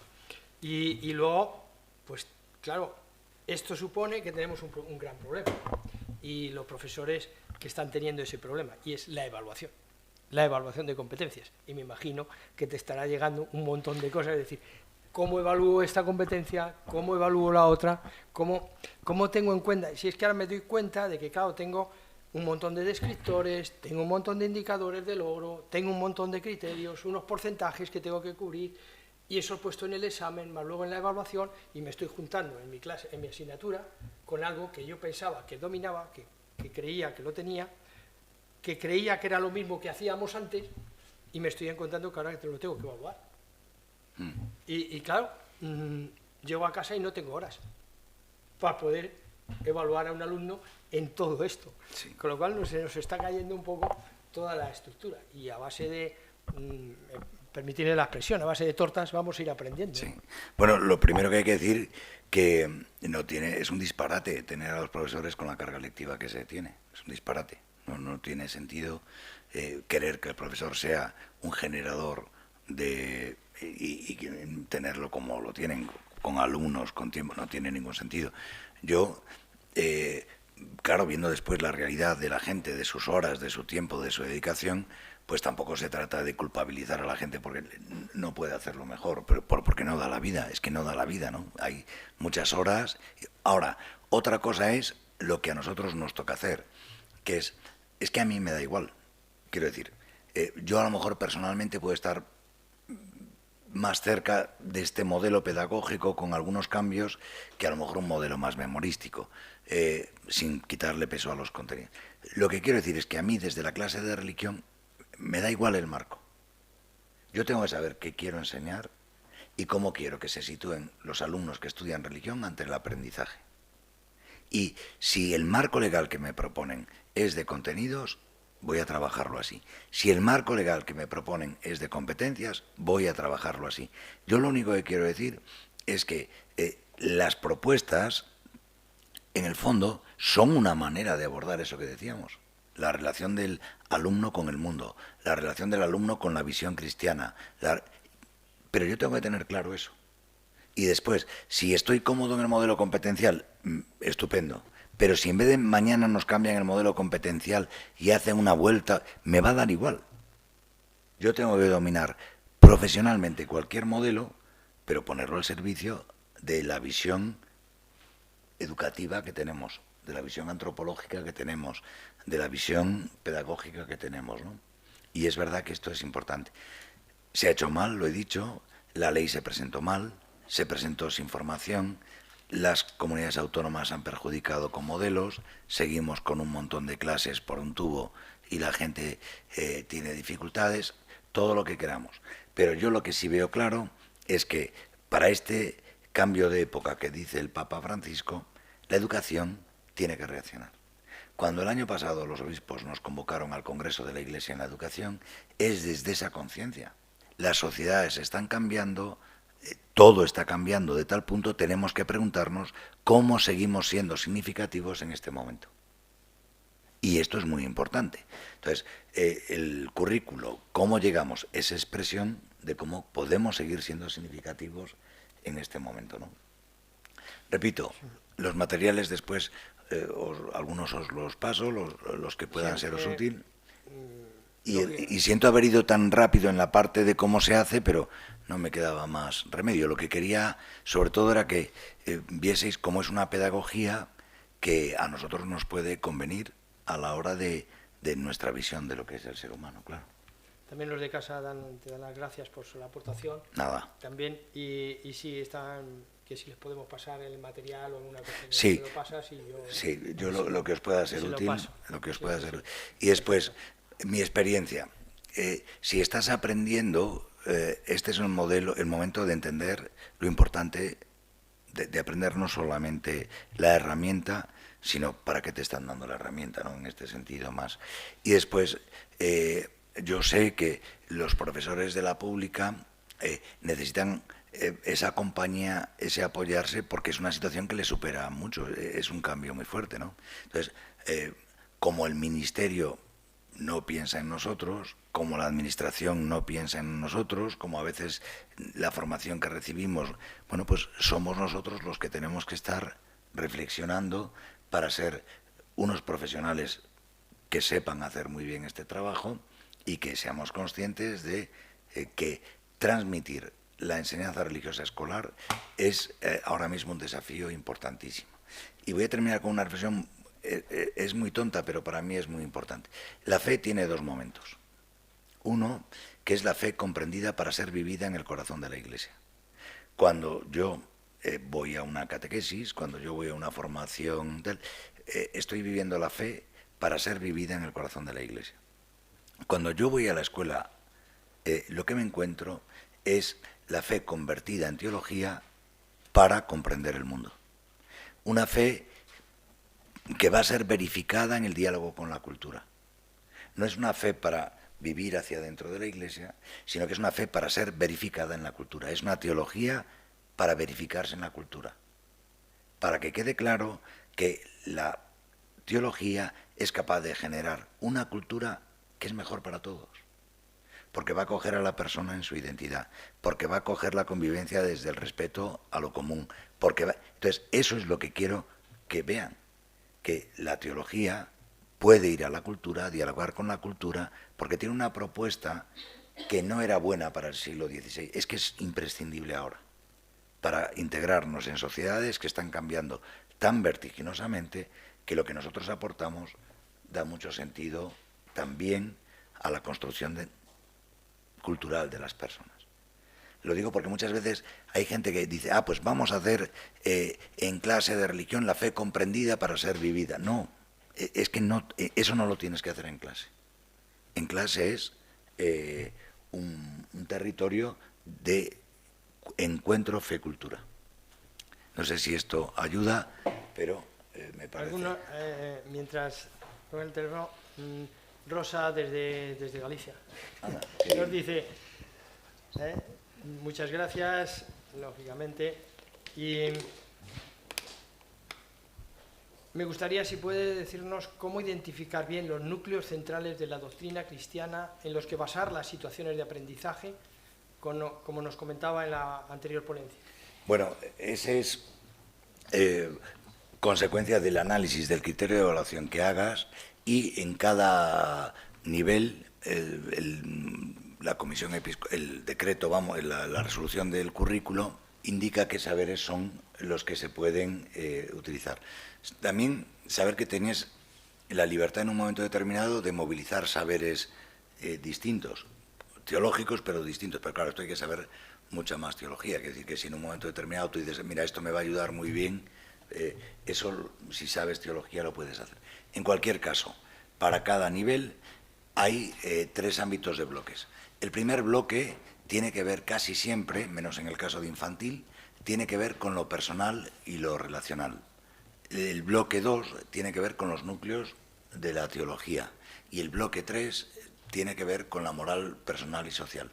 Entonces, si tú, para trabajar este criterio, pues dices, me voy al bloque 2 porque es donde está lo más teológico, tal, o me voy al 1, que es donde está la antropología teológica y la moral personal, o me voy al bloque 3, donde está esa manera de estar en la sociedad. Ahí están reconocidos una serie de los saberes básicos que, ya os digo, están categorizados en esos 3 bloques. ¿Y esos bloques? Están en la resolución. Sí, ya. Pero esos 3 bloques, se me viene a la cabeza, ¿los puedo incardinar en otras asignaturas? Claro. E incluso ese diálogo transdisciplinar que decía yo al principio, para mí es imprescindible. En los colegios católicos, la asignatura de religión y los saberes de religión tienen que estar en diálogo con los ámbitos automáticamente. Esa luz de las competencias específicas puede ayudar al abordaje de las otras materias, sin duda, claro. Javier. Muchas gracias, Antonio. Yo creo que hemos limpiado bastante pescado. No sé sí. si con una lonja gallega, pero Sí. hemos hecho mucho. Yo quería hacerte 2 preguntas relacionadas con el profesor de religión. Una que tiene que ver más con la formación práctica, y es el tema del máster de profesorado. En algunas comunidades autónomas se exigen junto con la DECA el máster de profesorado, sobre todo estoy hablando en secundaria y bachillerato, en otras no. ¿Cómo va la tendencia, o si hay algún tipo de normativa ya cada vez más? Mira, sí. El Ministerio lo primero que hizo fue cambiar la LOMLOE, y lo segundo que dijo que iba a cambiar es el acceso a la función docente y a la carrera docente. Hace un rato lo estaba viendo con él, ya hay un documento sobre cuáles van a ser las competencias docentes. El asunto todavía se está reflexionando, se está madurando, y desde luego va a afectar al profesor de religión, a sus competencias docentes, etc. Y ahora mismo tenemos comunidades autónomas que efectivamente exigen el máster y otras que no. Y bueno, todo esto de las consecuencias que pueda tener, pues habrá que valorarlo, y yo creo que los obispos tienen la preocupación, ahora hablo por lo que puedo saber, de que efectivamente el profesorado de religión siga teniendo los requisitos que pida la Administración, más lo propio de una teología que ayude a este currículo, que en el fondo, repito, tiene unos requisitos de conocimientos un poco teológicos importantes, ¿no? Pero es difícil. Hay muy poca gente estudiando teología, hay muy poca gente estudiando ciencias religiosas, y todavía, gracias a Dios, sigue habiendo demanda de profesores de religión, ¿no? Pero es un desafío, sí. Y sobre el tema del profesor de religión, la relación con la teología y la situación de aprendizaje, claro, tiene que ser el profesor de religión una persona de experiencia religiosa. Muchas veces nos encontramos profesores de religión que pues no tienen esta experiencia. ¿Qué podemos hacer como profesores de DECA ante esto? Y sí, pero fíjate que el profesor de religión tiene que ser buen profesor. Sí. Esto es como si tú tienes que ir a un médico, que sea católico es bueno, pero sobre todo que sea buen médico. Es buenísimo las dos cosas. Aquí pasa igual. Si tú eres profesor, tienes que ser muy buen profesor. Y en ese sentido hay que pedir al profesor de religión que asuma que tiene que ser un profesional de primer nivel, porque eso es lo mejor, en todos los órdenes, ¿no? Y además pasa un poco por el propio sentido de la experiencia. Es decir, que no se trata de que el profesor vaya a contar su experiencia religiosa, sino que él lo que tiene que enseñar es la teología como mejor, ¿no? Por eso te decía que no es tanto un lugar para hacer explícita tu fe, cuanto para que seas capaz de transmitir. Esto pasa como con el inglés. Desde luego, si tienes un profesor nativo, eso siempre está mucho mejor, ¿no? Y con el caso de la clase de religión, si el profesor es nativo, mejor, en el sentido de la palabra, ¿no? Que lo vive, lo está viviendo. Pero ahí no es tanto para que haga exhibición de su vivencia, cuanto que sea un profesional de la enseñanza de la teología. Y para mí esta parte es importante también, ¿no? Porque si no podemos dar a entender que lo importante es ir a decir allí, no.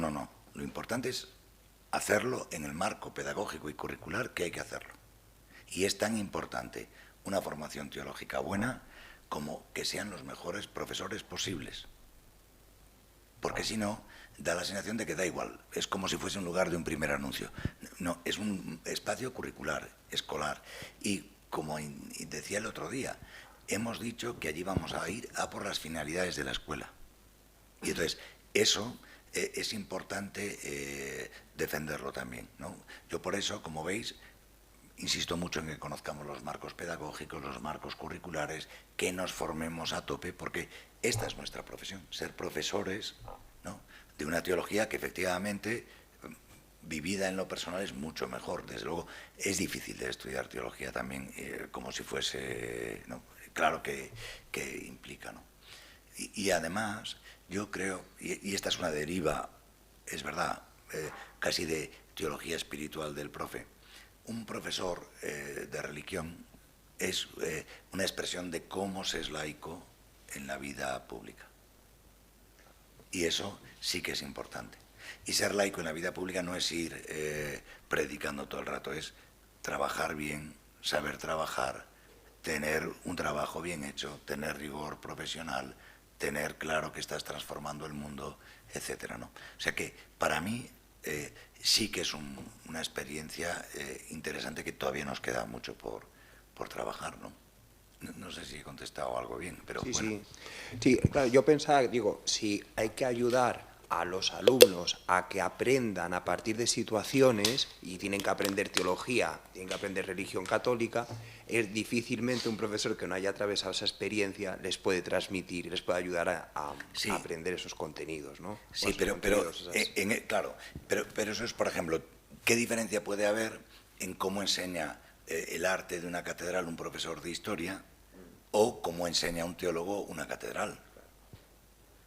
¿Sabes? Tiene una visión que yo creo que ahí es renovada también y es diferencial, aunque estemos hablando de la misma catedral, ¿no? Muchas gracias por tu exposición. La verdad es que yo, cuando se aprobó esta ley, era un poco escéptico de cómo aplicándola a la asignatura de religión. Yo he estado 12 años en la pública dando clase de religión en la ESO y bachillerato, y ahora, después de escuchar todo esto, lo de ayer, me da pautas de esperanza, y sobre todo para reafirmar la figura del profesor de religión, porque el trabajar así ayuda a que el profesor de religión esté en contacto con otros profesores, otras áreas. Eso se vea también como el profesor de religión tiene más posibilidad de hacer ver lo que es la formación integral, porque toca con todos los demás ámbitos, los demás departamentos, y si él, a la hora de elaborar con otros profesores, esto exige trabajar mucho en equipo y hacer equipo en los centros educativos. Y yo creo que no es difícil, es un reto, pero un reto que tiene mucho fruto en los centros públicos, porque el otro compañero va a ver la competencia que tiene el profesor, van a trabajar juntos y pueden hacer y diseñar estos situaciones de aprendizaje en conjunto también, en ese sentido. Es cierto que es más fácil, más cómodo en la enseñanza concertada, que ya esto menos años, pero en el centro educativo ya esto público, yo creo que el papel del profesor va a ser muy significativo, yo creo, mucho más. Y luego también la preocupación que hay es, sobre todo, la falta de profesores de religión. Y sobre todo eso añadido ahora a las dificultades porque se exige una más formación. Aquí en Castilla y León faltan muchísimos y cuando se ha tenido que cubrir alguno era difícil encontrarlos incluso de fuera. Y gente que a lo mejor no había tenido el proceso de... Ahora exige mucho más que hace 5 o 6 años a la hora de ponerse a dar clase de religión con este círculo. ¿Qué está planteando la Conferencia Episcopal a la hora de incentivar a la gente de que se prepara para ser profesor de religión o qué planes hay, o qué es lo que tienen ahí ahora en mente? Porque pues que tienen en la mente los obispos, puedo decirte que ganas de tener buenos profesores y ganas de responder a una demanda que todavía sigue siendo amplia, ¿no? Y me imagino que son conscientes de la preocupación que les llega a través de las delegaciones diocesanas y de muchos sitios. Yo lo que sí, habéis visto que os decía que lo bueno de las competencias clave es que no se limitan a la vida escolar, sino que es una conciencia de la importancia de la formación a lo largo de toda la vida, la formación permanente. Yo creo que va a ser muy difícil ser profesor de nada y va a ser muy difícil tener un trabajo de lo que sea sin esta dinámica de formación permanente. Y creo que haber estudiado teología hace 10 años no garantiza que puedas hacer bien ese trabajo. Creo que quienes nos dedicamos a esto tendríamos que ir a un modelo seguramente de menos docencia directa y más formación permanente, porque los desafíos de la sociedad son así. Entonces, no es lo mismo aprender cómo utilizo ahora esta didáctica o el Canva o el Geniali o no sé qué, a tener que estar en la tensión de dialogar permanentemente desde la teología o desde cualquier ámbito con la transformación social que estamos experimentando, ¿no? Y los desafíos, repito, están ahí, ¿no? Entonces, yo creo que va a haber que seguir poniendo muy claramente el foco en una formación inicial que garantice la profesionalidad y la competencia teológica, pero yo me atrevería a sugerirle a los obispos que además de esa formación inicial mantuviesen la preocupación por una formación permanente que cada vez va a ser más evidente. Repito, no para la teología, para cualquier profesor o para cualquier persona, ¿no? Eso va a ser imprescindible, en mi opinión, vamos. Sí. O sea, yo me preguntaba, ¿cuál puede ser el equilibrio entre una exigencia a la hora de hablar de la teología, ¿no?, para comprender el mundo y hacerlo atractivo para que lo elijan? Porque al hablar de la asignatura de religión en un instituto público, al final es una optativa, o sea, la tienen que elegir, porque si no desaparecería la religión y el profesor. Entonces, ¿cómo hacer ese equilibrio entre esas dos opciones? Ahí te digo que, en mi opinión, el estilo pedagógico, el tacto pedagógico del profesor de religión es determinante. Y en mi experiencia ha habido grandísimos profesores de religión que, porque tienen tacto, porque tienen un estilo de acompañamiento, porque tienen olfato para entender qué es lo relevante en ese momento, y un poco de astucia pedagógica, ¿no?, para saber plantear los asuntos, eso a veces es muy efectivo. Eso es muy efectivo. Pero porque además el estilo docente para nosotros es una relación personal. O sea, la educación es un encuentro personal. Hablaba yo de una relación, en el fondo forma parte de una relación. Y para nosotros, ¿qué te voy a decir? Desde la pedagogía cristiana, ¿no?, la categoría de relación es clave, ¿no? Entonces, eso sí que es importantísimo, que el estilo pedagógico docente de un profesor de religión, eso esté claramente activo, ¿no? Pero no se lo puede jugar todo a la parte personal. Claro que hay que seguir reivindicando una mejora de sus condiciones laborales, una mejora de la equiparación de la asignatura tal y como piden los acuerdos a condiciones equiparables a las demás. O sea, son muchos frentes en los que hay que seguir, ¿no? Y ahora además los desafíos son mayores, ¿no?, porque es verdad que la progresiva pérdida de prácticas cristianas, bueno, pues se ha notado mucho, ¿no? Ya antes las abuelas tenían un papel, las nuevas abuelas ya tienen otro papel. O sea, hay muchos cambios sociales que son importantes, ¿no? A mí me apetece que tengamos que cada año demostrar que somos valiosos, que estamos en eso. O sea, es verdad que es un desafío, pero es importante también, ¿no? Y el claustro de un profesor de religión, más allá del claustro de su centro, somos un poco todos los profes. Y yo creo que en ese sentido sí que es imprescindible crear espacios de reflexión compartida, de formación compartida, de trabajo. Porque si no, sí que es una tarea completamente aislada, ¿no? Y difícil. Esther lleva un tiempo muy preocupada acerca de cómo dar clase en los colegios religiosos, pero a alumnos que no son de religión católica. Bueno, este es un temazo buenísimo, a mí me gusta mucho. Mira, yo te voy a contar una experiencia personal de profe. Yo fui muchos años profe. Yo llegaba a clase, tenía 30 alumnos y yo tenía 5 o 6 que yo sabía que porque pertenecían a grupos, sus padres a grupos, y ellos tenían un poco de formación, tenían, no voy a decir más sensibilidad, pero sí tenían incluso cierta formación religiosa mayor, incluso práctica, tenía esos. Tenía otros 5 que estaban allí, pues yo les caía bien, porque como yo era una especie de gallina clueca, estaban allí estupendamente, ¿no? He tenido alumnos musulmanes, he tenido diversidad de alumnado. Esa sí que es una atención a la diversidad real.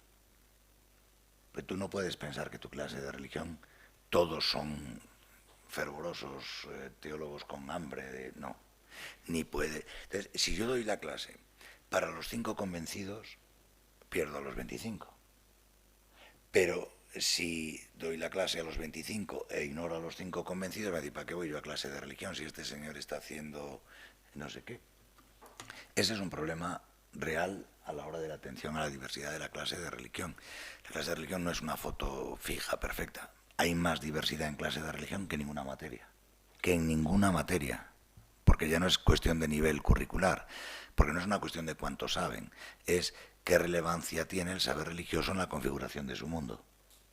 Porque además es una relevancia que puede pasar desde eso, un itinerario propio, hasta la rebeldía. O la indiferencia. O sea que estamos hablando de expresiones antropológicas muy fuertes, ¿no? Entonces, eso es importante. Pues mira, yo creo que al que cree hay que darle materia para que siga creciendo. Al que no cree hay que saber que entendemos su situación y que tenemos mucho en común y que le podemos proponer camino. Al que es de otra religión, hay que hacerle entender que respetamos mucho su religión y que en su religión y la mía hay un espacio de encuentro que nos hace hermanos. Y tengo que tener una estrategia de atención real a la diversidad del aula. Lo que no puede ser es que un profesor de religión entre pensando que va a decir lo suyo sin mirar a los ojos a la realidad que tiene. Y esto es imprescindible. O sea, saber qué alumnado tengo, cómo abordo ese alumnado, y eso felicito a quien hace la pregunta porque me parece que es el gran desafío que tenemos. El gran desafío que tenemos. Ser capaces de acoger una diversidad real. Y en la iglesia es otro rollo. Mi padre siempre decía aquello de ¿por qué este cura nos riña a los que venimos a misa por...? Bueno, pues aquí pasa un poco igual. Los que estamos allí, estamos tal, pero en una clase de religión no todos los que han venido vienen como quien va a misa. Ni puedes suponer que todos al revés. Tienes que ser capaz de acompañar eso. Porque lo bueno de la fortaleza de la teología no es solo que valga cualquier mediación para transmitir lo nuclear, sino que a cualquier persona, sea cual sea su posición con respecto a la adhesión de fe, puede tener una palabra que le acompañe. Y mi tarea como teólogo es ser capaz de dar esa palabra que acompañe al que está en cada una de las distintas situaciones. Porque eso es lo importante. Y ya termino con una visión que tiene que ver incluso con esta lectura laical y vocacional. Un laico un laico, aparte de ser expresión, yo creo que tiene que ser capaz de entender y de escuchar al Cristo que late vivo en la vida de cada uno de los alumnos.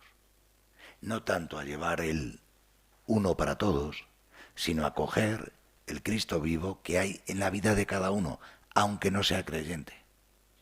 Aunque no, porque esa es mi responsabilidad, en mi opinión, desde la fe.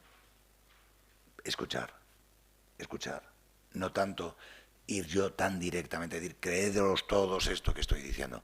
No, la teología tiene que saber acompañar a cada uno en el punto en el que está, y mi responsabilidad como profe es ser capaz de escuchar la vida de cada uno. Pero esto ya, repito, es una lectura mía, casi, perdón, espiritual del asunto, pero... bueno, fruto de la reflexión, sí. y de la experiencia, lógicamente. Sí. Con lo cual tiene su valor, lógico. ¿Alguna pregunta más? Bueno, pues tenemos un desafío importante, ¿eh? Pero una oportunidad, como decíamos el primer día, ¿eh? Pero estamos en una universidad acreditada. O sea, Por supuesto. Por supuesto. Ya hemos tenido, la semana anterior, hemos tenido ya la tercera jornada de DUA y tal, o sea que no... Por eso entré rápido en el DUA. Con lo cual, pues ya estamos en ello. Pero sí que me ha quedado claro que quizá sea una buena oportunidad para que el profesor de religión tenga un cierto liderazgo dentro de la escuela pública. Porque mucha gente, pues muchos profesores están ahora como muy despistados. Mira, si pudo echar raíces, la tiene. Si pudo echar raíces, hay muchos centros en los que el profesor de religión es una institución. Si le toca compartir 3 centros y tal, pues se debilita mucho. Pero si estuvo, es una expresión de una presencia, yo creo que enriquecedora para todos. Y es verdad que hay episodios más o menos incómodos de gente que te dice que sobras, pero bueno, todos somos generosos acogiendo a lo que creemos que sobra, ¿no? O sea que eso es así. Pues muchísimas gracias. Ya desde Gran Canaria también te dan las gracias por... A nada, encantado. por la conferencia, y nosotros, por supuesto, pues agradecemos las 2 jornadas y la claridad que nos ha dado para este enfoque completamente diferente, que yo creo que es lo que nos llevamos muchos de estas jornadas. Pues muchísimas gracias, don Antonio. Gracias.